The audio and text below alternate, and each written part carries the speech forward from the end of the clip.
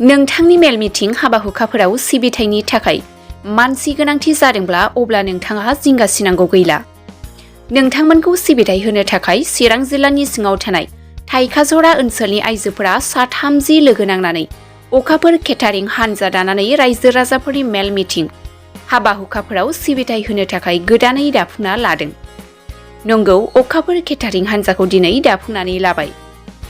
दाफुंना लाखांनायनि उननिफ्रायनो खौसेयै मेल मिटिं हाबा हुखाफोराव सिबिथाय होनायजों लोगोसे हिन्जाव गोदान बरायनाय बायदि बायदि हाबाफारिफोराव ज'ज'यै मोसानानै बरायनो थाखाय साखाफारा जादों।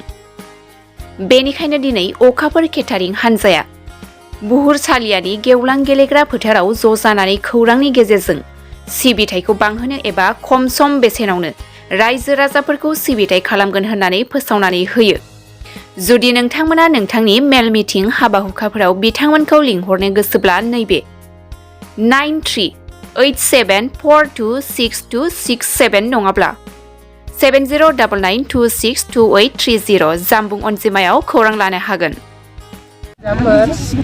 दिनैनिफ्राय जोङो थाइखाजरा अखाफोर केटारिं ग्रुप आइजो गांखं जोङो जयै बानायनाय जाबाय, गोदानै दानाय जाबाय।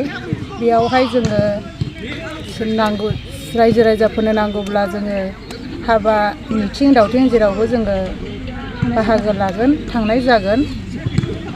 नांगौब्ला जोंखौ कन्टेक्ट नाम्बाराव मोननो हागोन। खम रेटआवनो जोङो थांनाय जागोन। साबैसे दं नोंथांनि? 30 जन दङ।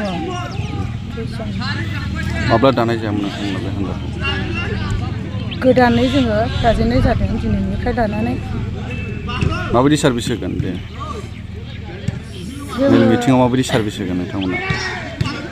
जों जा खामानिखौ मावगोन जों बेयावनो मोजाङै सार्भिस खालामनांगोन। ओमफ्रायो जोङो जोंनि खामानिफोरखौ मोजाङै मावलांगोन। बेखौ जों मिजिंथियो।